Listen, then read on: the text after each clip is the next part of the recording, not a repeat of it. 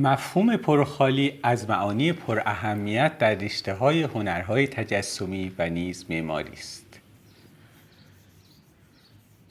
آیا شما هم به مفهوم پرخالی در هنگام طراحی کردن و نقاشی توجه می‌کنید؟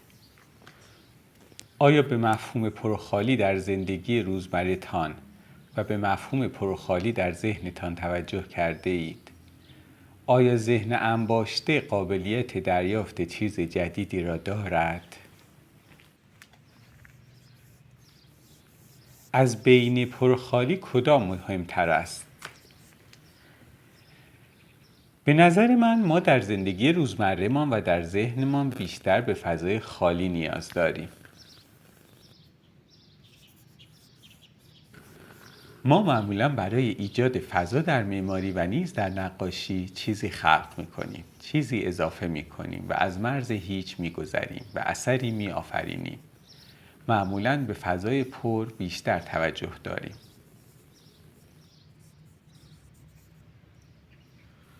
البته فضای خالی می‌تواند در هنرهای تجسمی و در معماری به شکل‌های گوناگونی دیده شود. به نظر شما در معماری فضای خالی چگونه در نظر گرفته می شود؟ به نظر من هم در معماری ممکن است این فضا خالی نباشد.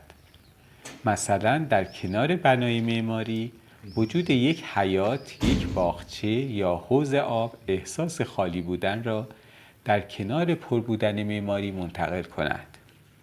می تواند هم فضای خالی معماری خالی باشد.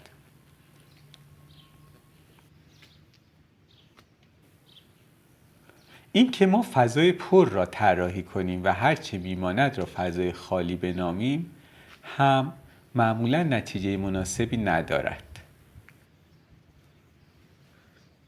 حتی گاهی فضای خالی کمک بسیاری به کیفیت فضای پر می کند و گاهی ارزش و اهمیت آن بیشتر از فضای پر است.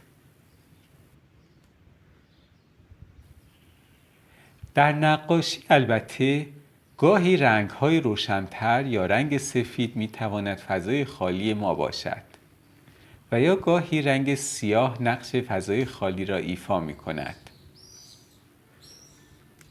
شما مثال‌های دیگری برای نقاشی به نظرتان می‌رسد؟ در اسکیس چطور؟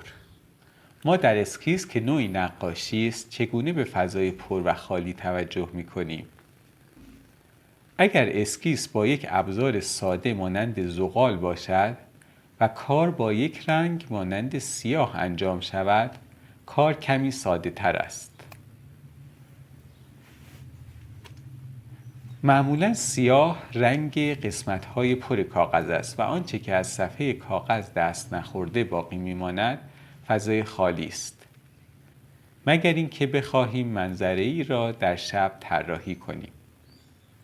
حال آنچه اهمیت دارد این است که پس از انتخاب موضوع و راستای اسکیس و پس از در نظر گرفتن ترکیب بندی موضوع بر روی کاغذ در ذهنمان به سطوح و میزان پرخالی بودن طراحی توجه کنیم.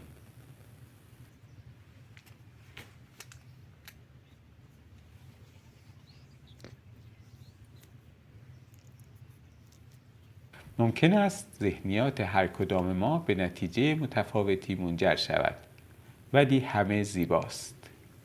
در حین اسکیس نیز ممکن است تغییراتی کم یا زیاد و البته لذت بخش ایجاد شود.